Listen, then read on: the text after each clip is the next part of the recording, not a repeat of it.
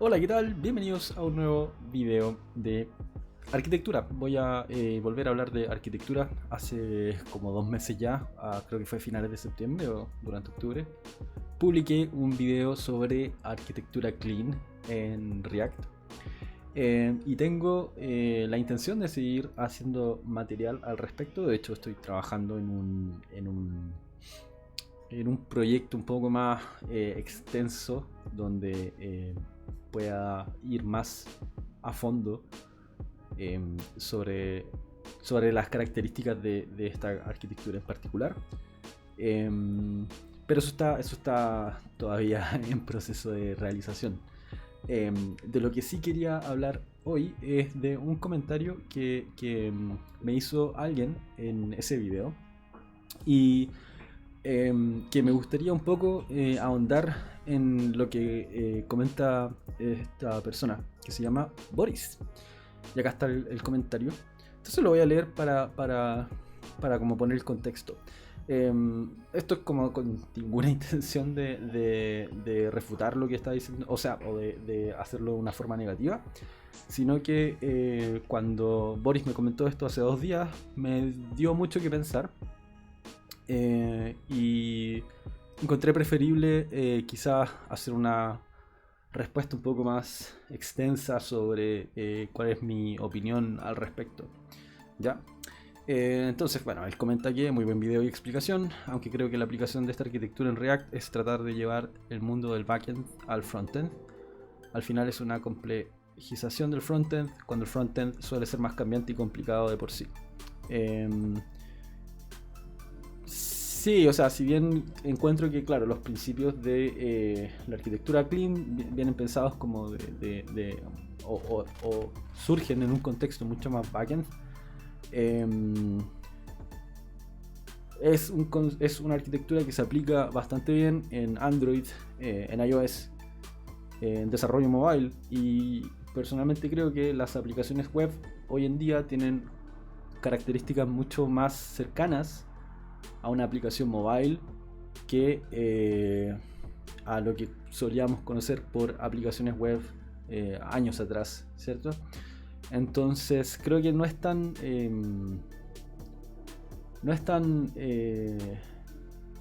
quizás loco pensar que estos principios no se pueden aplicar en el frontend, ya, independiente de que vengan del backend, porque finalmente el tema de que al final es software. Tiene ciertas características que sea en un contexto backend, tiene características completamente distintas a que sea en un contexto frontend, ¿cierto? Pero al final como que hay varios conceptos de diseño de software que se extrapolan y que son ortogonales o que son transversales a que son independientes a la plataforma sobre la que estamos construyendo, ¿ya? Entonces, citando un poco a Khalil Stemler, no conozco, la lógica del negocio no pertenece al frontend, y eso es completamente cierto, pero, pero, eh, si tú tienes un juego, por ejemplo, toda la lógica del motor de juego va a estar distribuido en el frontend, finalmente, ¿no? Cuando tú tienes un disco o un ROM o cualquier cosa, eso está embebido en el mismo frontend. Sucede que hay un backend dentro de ese mismo frontend, o sea, no estás hablándole a un servidor. Entonces sí, va a haber lógica que es propia del negocio, que va a estar en el tema, en lo que corresponde a una aplicación web. Sí, esa lógica va a estar en el backend. Y en el frontend, uno igual, poniéndonos en este contexto de aplicación web, ¿cierto? En el frontend uno no va a tener esas reglas de negocio, ¿cierto? Pero igual interactúa con estas entidades de negocio y por la forma de los protocolos de comunicación que utilizamos para relacionarnos con esa lógica del backend a través del protocolo, por ejemplo, HTTP, implica que, claro, no vamos a tener o sea, es una mezcla, es una mezcla. O sea, yo probablemente no voy a tener operaciones que sean de cálculos quizás de comisiones o cuestiones que tienen que ver propiamente tal con el negocio. Hay mucha más lógica de aplicación. A eso quiero ir. Es como que parte de la lógica de negocio del frontend tiene que ver con transacciones, con transaccionalidad, con manejo de data finalmente. ¿Ya? Y no con el negocio en sí. Entonces, como que claro, la lógica de negocio es mucho más pequeña. O la capa de negocio que puede haber, que probablemente tiene que ver más que nada con cosas como o que se va a utilizar más que nada cuando tengamos como actualizaciones optimistas. Eso es como un caso en donde el frontend sí tiene que saber cómo actualizar ciertas cosas o cómo pretender que pasan ciertas operaciones que normalmente las maneja el backend para que después poder hacerlas en segundo plano y que y después consolidar, ¿ya? Claro, entonces nuestros frontend deberían ser tontos a nivel de lógica, mantenerlo simple a nivel de arquitectura es uno de los mayores desafíos. Estoy bien de acuerdo con esto, pero creo que la naturaleza distribuida, o sea, estoy de acuerdo con la segunda parte, que en general tenemos que apuntar a hacer software que sea simple, porque es más fácil de mantener, ¿no? Eso está completamente de acuerdo. Pero en torno a lógica y lógica de presentación, si quieres tener una buena experiencia de uso, tienes que hacer cosas, o si quieres optimizar tu experiencia de uso, tienes que hacer cosas por el lado del cliente, ¿no?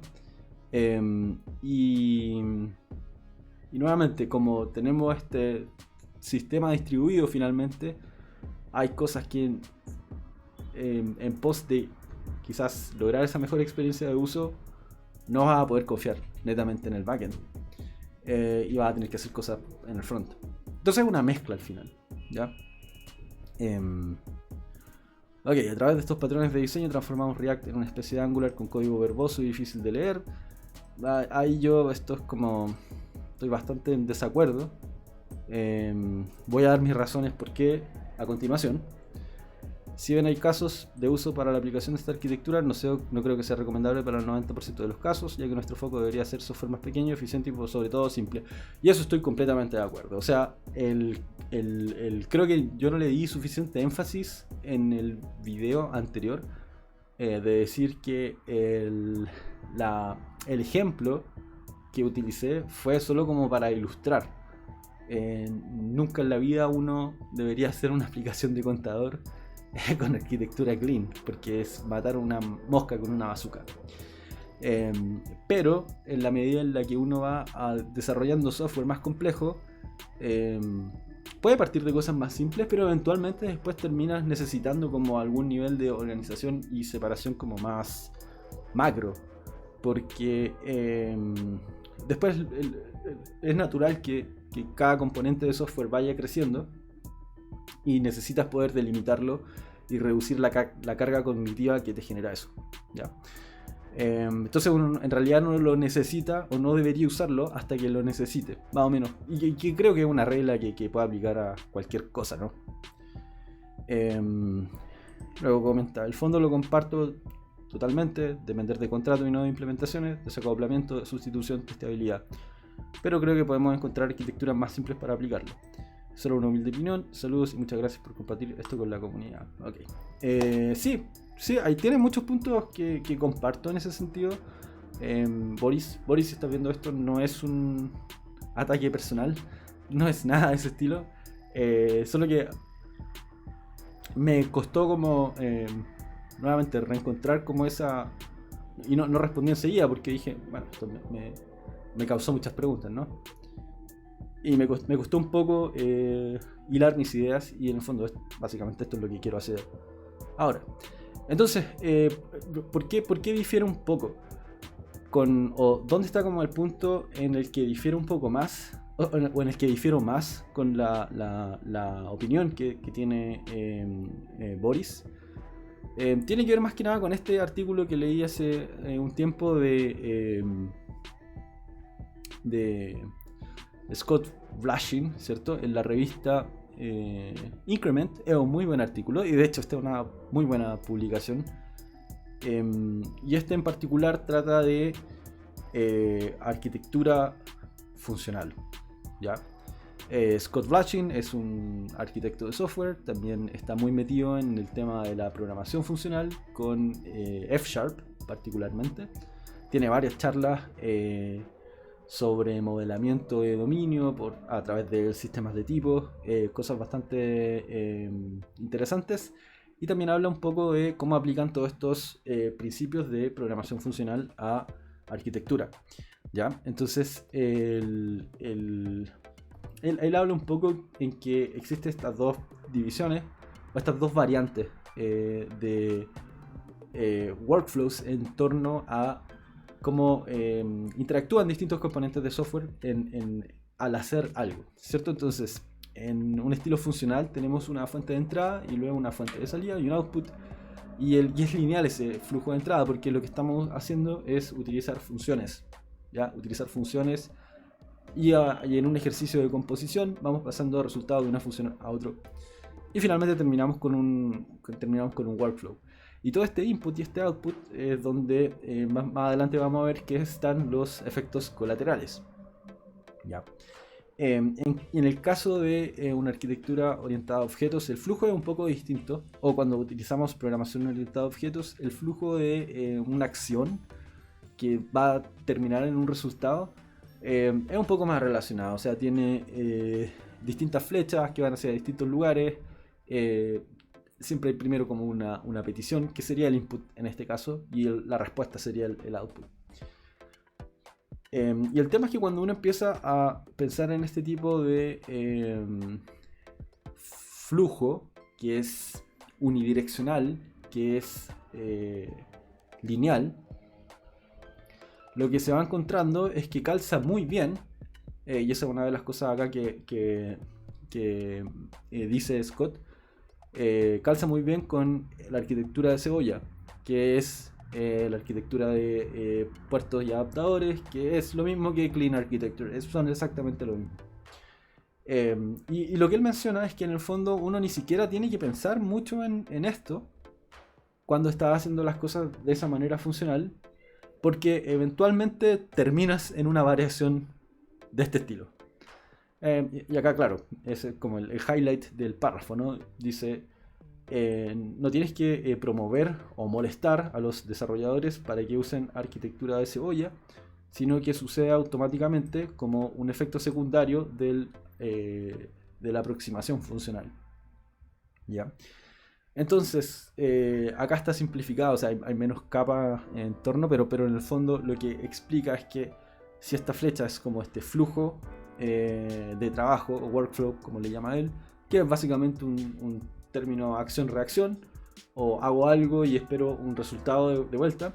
Lo que va a pasar es que si aplico los conceptos de programación funcional o aplico técnicas de programación funcional, lo que va a pasar es que siempre tratamos de poner los efectos secundarios en los polos, ¿cierto? En los polos del workflow.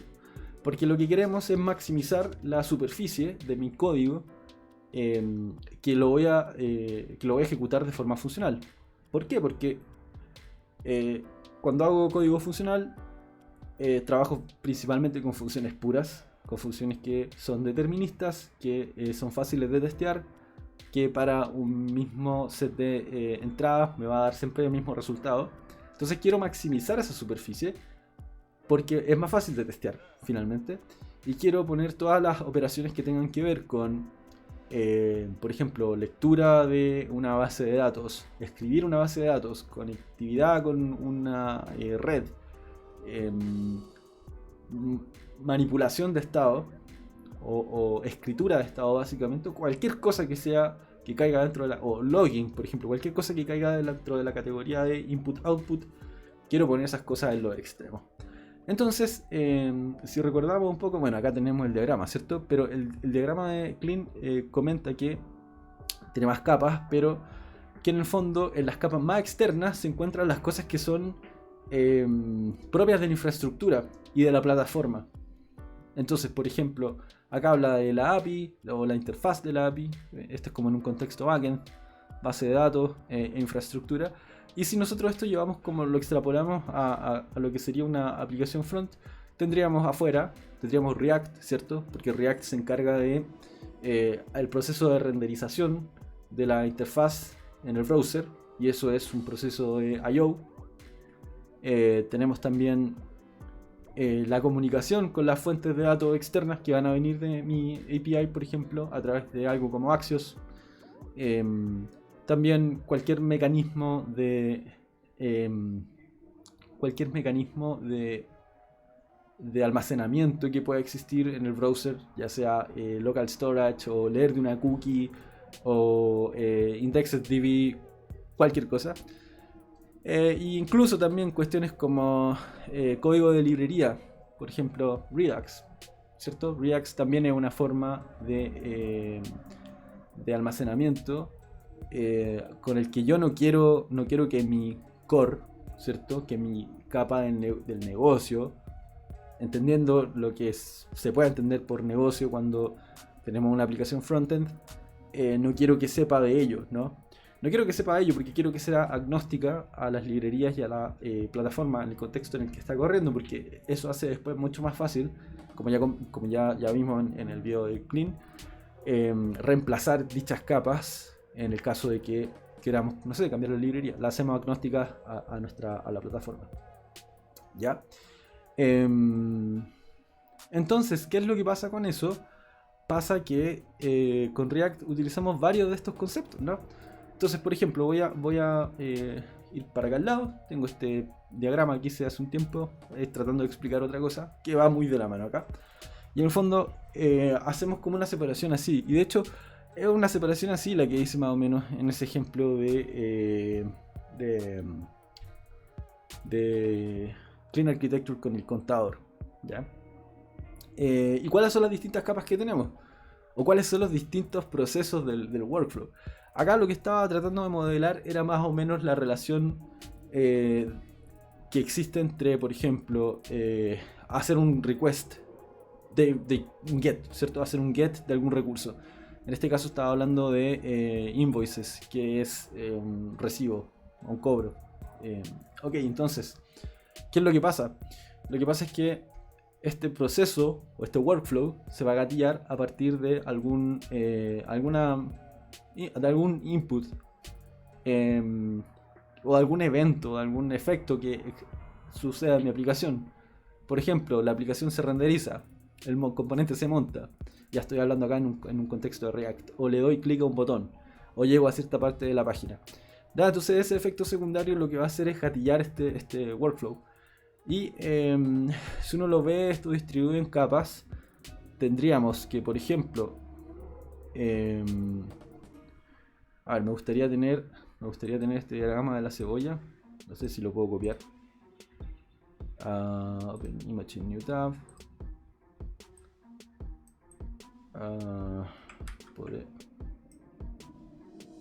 No, parece que no lo dejo. Bueno, no importa. No importa, pero puedo hacer un círculo, ¿no? No, eso es para comentar. R. Bueno, ok, no importa. ¡Ay, no! ¡Ay, no! ¿Qué hice?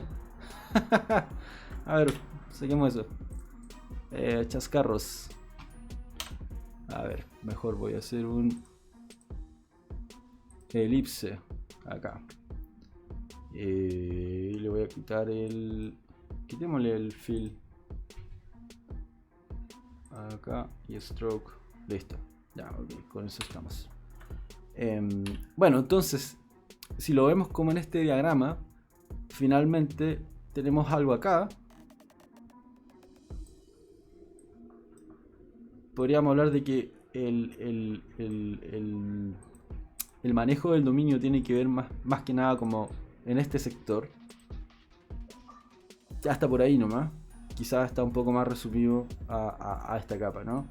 Y esto es donde tenemos I/O o precisamente acá, donde está la capa de I/O, porque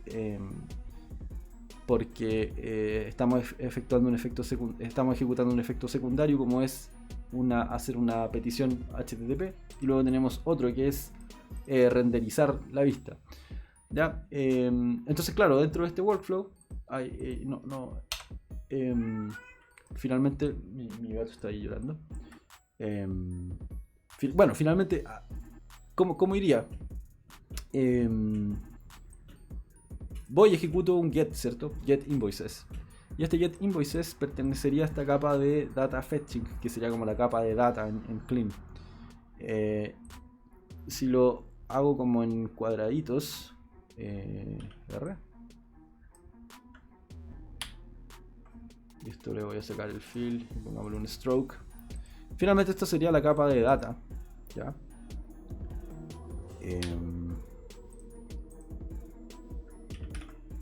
Y acá tendríamos la capa de infraestructura y acá tendríamos la capa de el dominio, básicamente. Es una mezcla más o menos entre acá y acá. Y después tendríamos la otra capa de infraestructura que tendría que ver con el React. Entonces, a cuento corto, lo que va a pasar es lo siguiente. Voy a hacer este get de esta función. Esto va a tener concerns de infraestructura. Va a depender de ese tipo de cosas. Porque, por ejemplo, va a depender de la librería de Axios. Va a depender del ambiente, por ejemplo, la URL a la que le estoy... a la URL base donde estoy haciendo el request. Y luego, eso... llamar esa función, que en una cosa como clean lo que haríamos sería utilizar inyección de dependencia o pasarle como al caso de uso esa información. Yo la guardaría acá en el repositorio, ¿no? O en la capa de manejo de estado. Entonces finalmente son conceptos que como que tienen, quizás no se traslapan uno a uno, pero caben dentro como de la misma corriente como de pensamiento. Y luego, ok, almaceno esto en mi repositorio y luego tengo algún tipo de consumidor que lo que hace es tomar esto y leer esa información, leer ese estado, ok, y presentárselo a la vista de alguna forma. Entonces probablemente voy a tener un hook o algo por el estilo que lo que va a hacer es decir, ok, conéctate a este store, ¿cierto? Pensemos en un store de Redux, digamos useSelector, dame este pedazo de estado. Y luego ese pedazo de estado yo voy y lo puedo mapear de alguna forma. Y ahí estaría como... y en esa parte del mapeo sería como el controlador o el adaptador finalmente. Que ya sería como... dentro de la capa de vista tendríamos como el view model. Que fue como yo le comenté. O sea, como lo presenté en el video anterior de Clean. Y ese view model lo que hace es tomar la data del store y poder representarlo de alguna forma para la vista en particular. Y luego la vista va y consume el view model con un hook use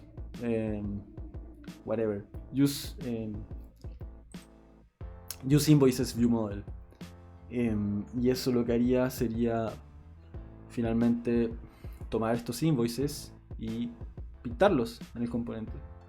¿Ya?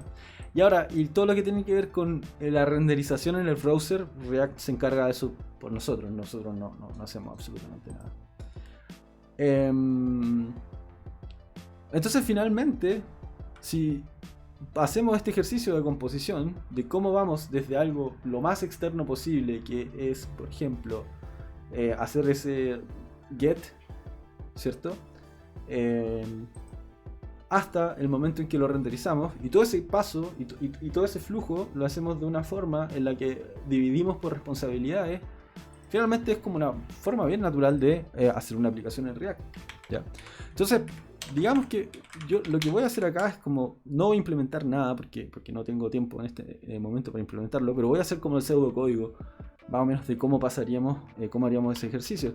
Entonces, digamos que primero vamos a tener estos invoices, ¿cierto? Y acá importamos React. Ok. Voy a importar React. Import React from React. Ok. Hablemos acá que esta va a ser mi store, donde voy a almacenar la información. Luego voy a tener mi capa de data, ¿ya? ¿Y qué va a corresponder en la capa de data? Bueno, el store también corresponde a la capa de data, ¿ya? ¿Qué otra cosa a esto le voy a poner store o repository, haciendo como el paralelo con clean. Luego tendríamos como el servicio, ¿cierto? Ahora, ¿qué es el servicio? Ok. Data service, le voy a poner. No, le voy a poner service. ¿Y qué es el servicio finalmente? Va a ser esta función que se va a llamar getInvoices. Y este getInvoices va a tomar algún tipo de parámetro, va a hacer una operación asíncrona y me va a retornar algo, ¿cierto? Invoices. Ok, eso estaría como dentro de mi capa de data, sería mi invoices.service, que es donde yo me conecto a la API. Ahora, si yo me conecto a la API acá, probablemente voy a necesitar Axios, ¿cierto? Entonces acá en vez de, o fetch. Entonces en vez de promise resolve, voy a hacer fetch. Y aquí le voy a pasar una URL. Example.com/API invoices, lo que sea. Estoy aquí ya inventando. Claro, entonces haría esto.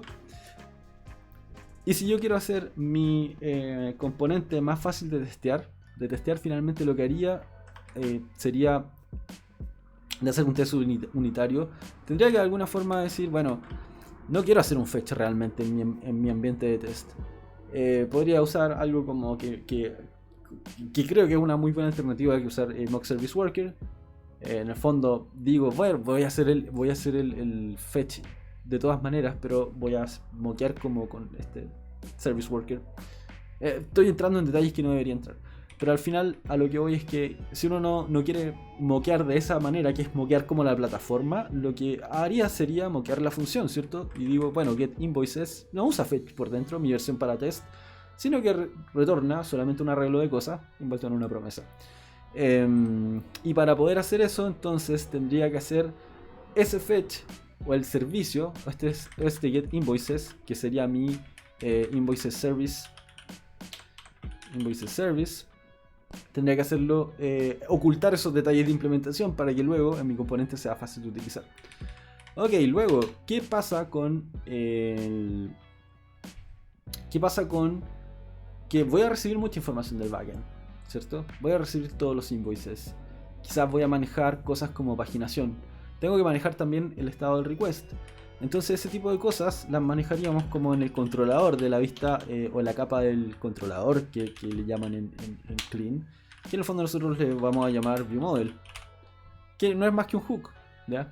Ahora lo voy a dejar todo acá dentro del mismo archivo, ¿no? Entonces yo acá podría tener el estado del request. Loading, set loading, use state, false, por ejemplo. ¿Qué otra cosa voy a tener? ¿Qué pasa si, por ejemplo, para esta vista en particular no necesito toda la información que viene? O necesito tomar esa información y mostrarla de alguna otra manera. Bueno, lo que tengo que hacer sería ir y decir, ok, voy a mapear eso, ¿cierto? Ahora, ¿cómo lo mapeo? Claro, voy a tener que tener otro get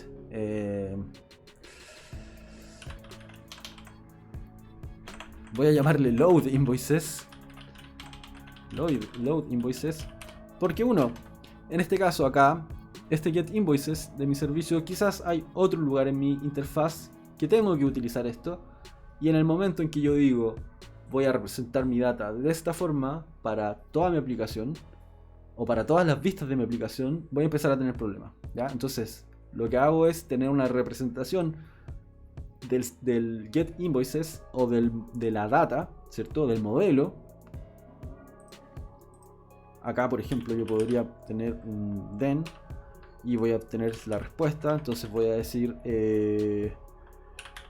digamos que tengo una clase. Voy a instanciar una clase que se llame invoice model, donde le paso, de hecho digamos que son muchos invoices. Res.map, y acá tengo un invoice, y le voy a mandar este invoice para allá. Entonces con la data del backend yo generaría este response Bueno, esto es porque fetch se va a quejar ahí. Bueno, da lo mismo, esto no tiene por qué estar funcionando. O sea, dije que iba a ser. Dije que iba a ser algo como pseudocódigo nomás. Ya, ok, entonces. Voy a obtener esta lista de invoices. Luego los voy a mapear, voy a crear este modelo. Y esto no va a estar dentro de mi componente cuando esto crezca, ¿cierto? Inicialmente puede estar dentro de mi componente, pero si yo después requiero utilizar esta llamada a la API, probablemente la voy a centralizar en un solo lugar, ¿cierto? Porque hace sentido. Y luego, además, quiero que esa respuesta sea homogénea para quien la utilice, ¿ya? Que no es necesariamente como la voy a renderizar en mi UI, ¿ya? Porque esto es una forma en que yo voy a escudar básicamente mi interfaz de cualquier cambio que tenga el backend.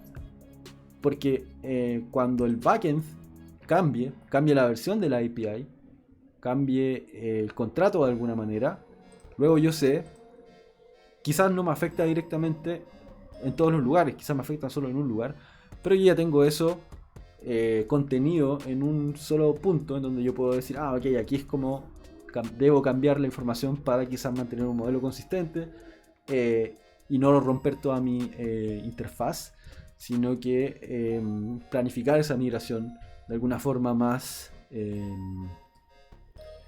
quizás en pasos, ¿cierto? Sí, ok. Bueno, entonces volvemos a esta parte de cómo la vista utiliza el modelo, ¿cierto? La capa de data. Y tenemos estos load invoices que lo que van a hacer es utilizar get invoices, ¿cierto? Entonces aquí podríamos decir await invoices. Y lo que va a pasar acá es que cuando tenga esto, además voy a empezar a hacer cosas como set loading. Y este es un buen lugar para tomar esta lógica o esta lógica como de presentación y empezar a hacer cosas con ella. Y luego acá podría decir set loading false porque ya terminé de cargar, ¿cierto? Y luego voy a tomar esta respuesta y la voy a mapear igual. Y voy a usar una clase, pero en verdad esto no es necesariamente una clase, pero es como solo para representar el hecho de que hay una entidad, ¿cierto? Que no es más que una estructura de datos, que no es más que un objeto finalmente, un objeto que tiene campos. Y aquí lo que voy a hacer es decir invoice view model, por ejemplo, y acá le paso este invoice model, porque de hecho este invoice era no quiero decir la instancia, esto no tiene que ser una clase, puede ser una función que mapee nomás, ¿ya? Pero espero que se entienda como la intención de esto. Y luego acá tendríamos ya como los como concerns de cómo yo presento para cierta vista la información, ¿ya? Luego tendríamos lo que sería correspondiente a la capa de la vista en sí. Que sería cuando voy y hago esto, cuando voy y digo efectivamente, ok, debería gatillar esta petición. Y acá digamos que cuando el componente se monte, o sea, lo vamos a hacer bastante simple, no le vamos a dar muchas vueltas, y acá voy a hacer load invoices. ¿Ya? Y sería básicamente eso. Entonces si uno va, en general si uno como que escribe todo dentro del componente, probablemente quizás todo esto no voy a tener este get invoices, sino que voy a meter todo este fetch acá adentro. Y eso está bien. O sea, si estás partiendo de una aplicación y si tu aplicación es pequeña, está completamente bien. No hay que darle mucha más vuelta, porque es bastante entendible. El problema es cuando esto empieza a crecer. Y ahí es donde tú quieres empezar a separar, ¿ya? Y esa separación, como pueden ver, es bastante natural. Entonces, saquemos esto. Saquemos la capa de data.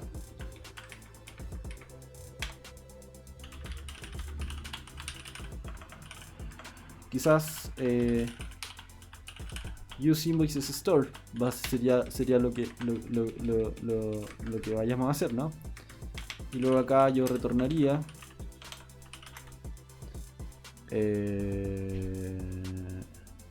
acá se me olvidó algo. Y acá pondría un then res set invoices. Así un poco mejor, ¿no? Y acá yo retornaría mis invoices y mis get invoices. Ya. Entonces luego, ¿qué es lo que haría? Acá sería decir invoices, get invoices desde use invoices store. Mi gato tiene hambre, así que está llorando. Y luego lo mismo, vamos a separar la capa de presentación. Lo que voy a hacer es tomar todo esto y decir function use invoices view model. Da lo mismo que esto se llame view model, es como una forma que en el fondo describe cuál es su funcionalidad. Entonces, ¿qué es lo que necesito acá? Necesito get invoices. Va a ser una dependencia. Ahora, podría hacerlo así, ¿cierto?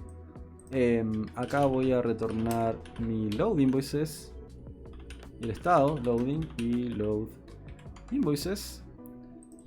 Entonces, podría decir efectivamente acá yo loading y load invoices y decir use invoices view model y pasarle esa función get invoices. Podría hacerlo así directamente. ¿Por qué se queja? This expression is not callable.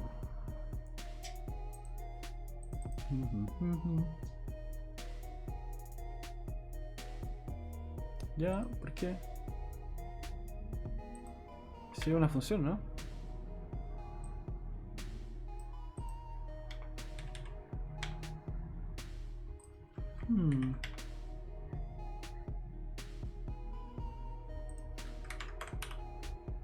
Bueno, da lo mismo.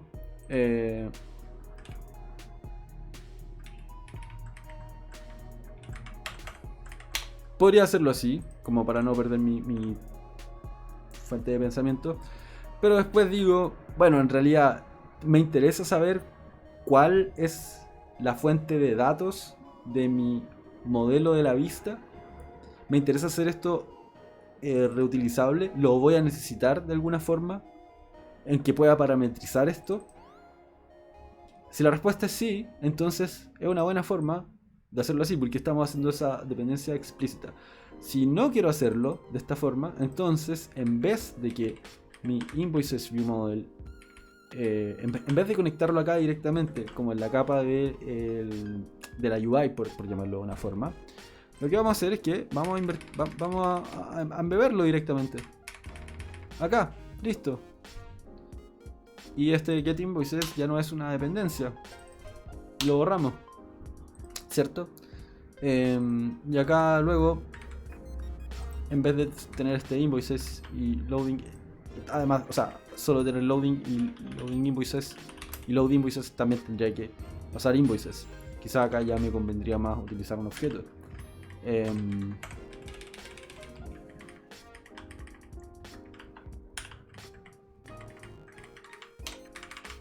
Ahora,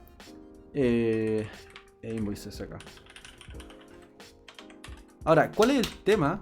Y esto yo creo que es algo que cualquier persona puede ver y puede decir, ah, es bastante natural la forma, o al menos si me estoy enfocando solo en lo que tiene que ver con la interfaz, es bastante simple, ¿no? De decir, ok, mira, esto viene de acá. Y luego me voy acá y digo, ¿qué es lo que pasa? Pasa que esta información viene de acá. Bueno, ¿qué es esto? Y voy así, traceando como llegando hasta el lugar. Y luego, algo que no hicimos acá fue separar como lo que tiene que ver con la infraestructura, que es esto. Porque yo podría tener un invoices service que tenga este getInvoices, que va a ser un método que va a retornar todo esto. Y quizás hasta ahí. Quizás yo digo, la data del servicio ya viene modelada. Y luego acá utilizamos el invoices service. Get invoices. Y luego, ese llamado lo guardamos. Ahora, ¿cuál es la ventaja de esto finalmente? Es que nuevamente podemos probar esto de forma aislada, porque lo único que tenemos que hacer es moquear, ¿cierto? Y creo que lo que sucede hoy en día, y que estamos bien acostumbrados, o sea, yo no quiero decir que estamos bien acostumbrados, que estamos mal acostumbrados, que estamos acostumbrados simplemente a hacer, es, porque por las herramientas de testing que utilizamos, es hacer mocks de imports, ¿cierto? Porque en Jest finalmente, que es como el test runner más popular en JavaScript, permite mucho eso, ¿cierto? Permite hacer mocks de imports. Y el tema es que aquí es donde existe un poco o por qué yo creo que nosotros como que en algún momento dejamos de pensar un poco en inyección de dependencia. Y hablando de inyección de dependencia, no del constructor como lo hace por ejemplo en Angular, sino lo que habíamos hecho inicialmente acá, que es decir, le paso la función getInvoices a este hook como una dependencia.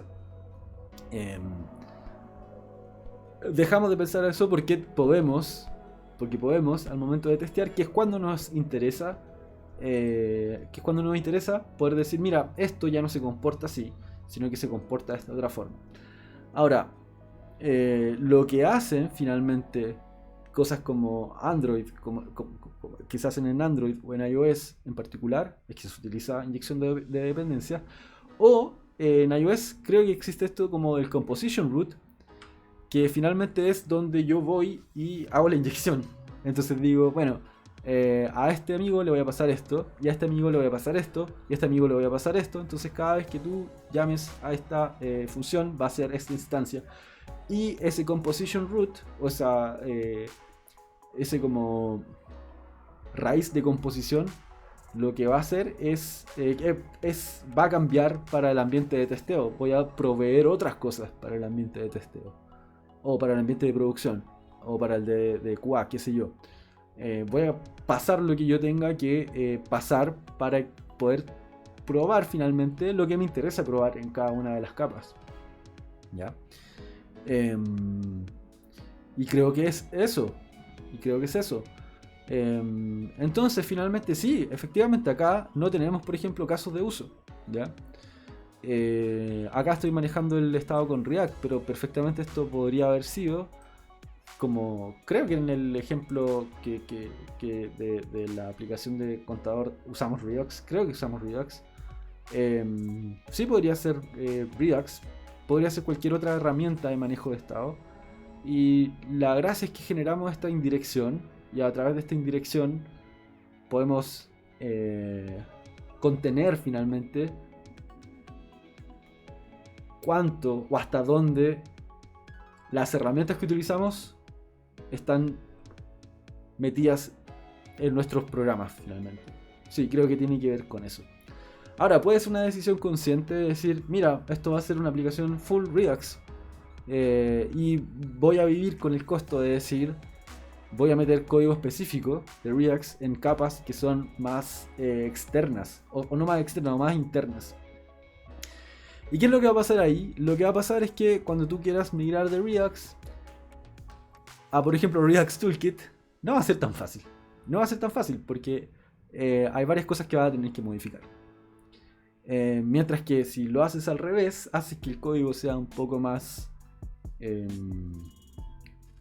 independiente del framework. Contienes finalmente esas cosas sobre las que no tienes control. Porque ese es el tema, son cosas sobre las que no tienes control. Si las encapsulas, luego es más simple poder hacer eso. Ahora, a mí me gustaría contar un caso puntual, ya como para ir cerrando, donde esto a mí me empezó a hacer más sentido como en la vida real. Y que y esto es una experiencia, una cosa que tuvimos que hacer en el equipo de Stores, donde yo estaba en Corner Shop, antes de pasar a mi rol de arquitectura. Y que creo que está bien contarlo.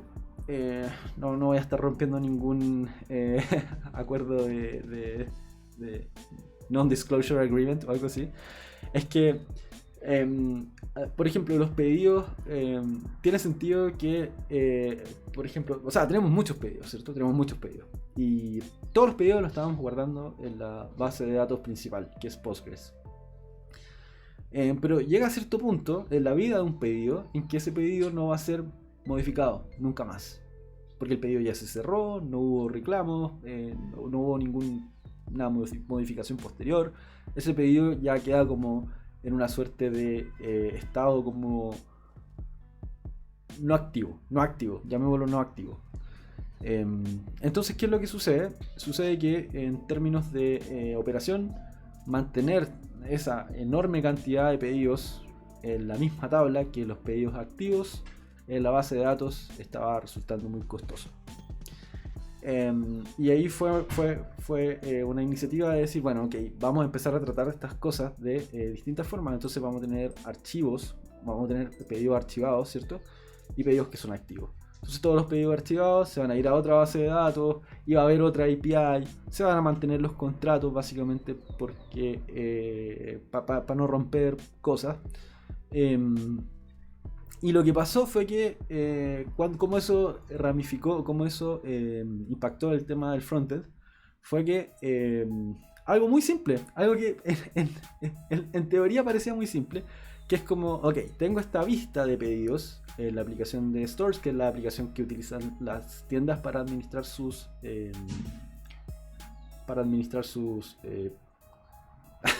sus sucursales, su operación. Entonces tenemos, las tiendas son capaces de ver pedidos respecto del estatus, ¿cierto? Si el pedido está activo, si ya está cancelado, si el pedido terminó. Hay varios estatuses. Entonces, los pedidos activos que nosotros llamamos como activos que estaban en la base de datos principal, esos tenían, no sé, eran pedidos que podían estar en 5 estados distintos, por llamarlo de una forma. Y el rostro y los otros eran como en 7, no sé, o 3 y 2, era algo así, a lo mismo. Entonces lo que queremos hacer nosotros es decir, bueno, cuando el usuario vaya y seleccione filtrar los pedidos por este tipo de estado, lo que vamos a hacer es que vamos a traer data desde el archivo, desde el endpoint del archivo, y cuando no, lo vamos a traer desde el endpoint normal. Y eso que uno podría decir, bueno, es un if, resultó ser bien difícil, pero afortunadamente teníamos una buena separación en torno a dónde se realizaba la ingesta de datos o dónde estaba la ingesta de datos para el front, y no tanto acá. Entonces esta parte estaba bien resuelta, pero toda esta otra parte del modelo de la vista y de la vista en sí no estaba tan bien, ¿ya? No estaba tan bien.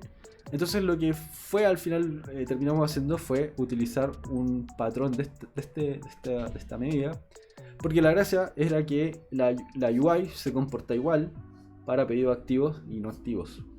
O sea, muestra los mismos campos, cambian algunos valores y cosas por el estilo.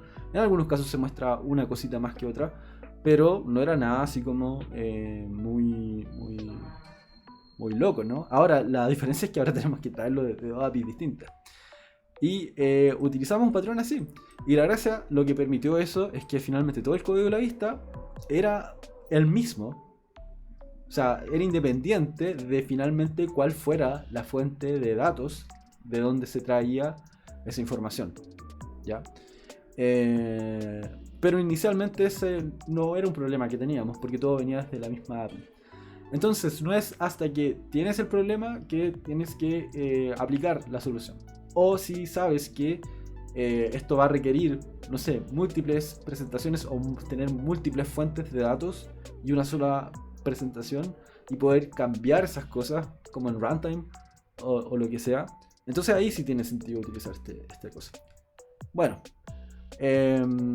entonces volviendo al comentario de Boris, finalmente sí, para el 90% de los casos utilizar clean o una arquitectura de este sentido no tiene mucho sentido, pero en la medida que el software va creciendo, que las necesidades de negocio van haciéndose más y más complejas, es necesario tener algún tipo de separación. Ahora, este modelo de separación no es completamente clean, ¿no? O quizás sí, o quizás es suficientemente clean. Y esa es la gracia, que finalmente lo que tenemos que hacer es entender estas cosas no como una receta que tenemos que seguir al pie de la letra. O sea, tiene que tener estas 5 capas, tiene que tener exactamente estas cosas, porque en la práctica existen muchas más o menos variables que van a hacer que para ciertos tipos de vistas no van a necesitar todo. Y para otras vistas sí van a necesitar todas, o incluso más. Entonces al final creo que lo que uno tiene que sacar en limpio de esto es que finalmente son... pensemos como en el ejercicio de descomposición del problema en subproblemas. Y luego la gracia es que eso nos da mucha más facilidad para recomponer las piezas que ya tenemos una vez que las necesidades del negocio cambian. Y creo que eso es lo que más importante, y me quedo con eso yo finalmente, luego de haberme metido en este como loop de entender clean, de entender estos conceptos de diseño de aplicaciones y diseño de software. Yo me quedo con eso finalmente, me quedo con esa lección y es lo que trato de aplicar. O sea, esto no es como un template que uno tiene que llenar y meter las cosas donde corresponde, sino que me quedo con la enseñanza del ejercicio de hacerlo y hasta qué punto hacerlo según lo que necesita el software. Así que bueno, eso ha sido todo por hoy. Creo que me saqué bastante de las ideas que tenía en la cabeza y que quería expresar al respecto. En general, no hago tanto de estos videos donde me pongo a hablar una hora sobre un tema, pero acá habían varias como cosas que creo que quería comentar desde el video pasado, y ahora con la pregunta o con el comentario que hizo Boris también me dio espacio a decir bueno, ok, finalmente cuál es el valor de esto, ¿no? Y eso, espero que te haya gustado. Si te gustó, dale un like, dale un subscribe y bueno, nos vemos en el próximo.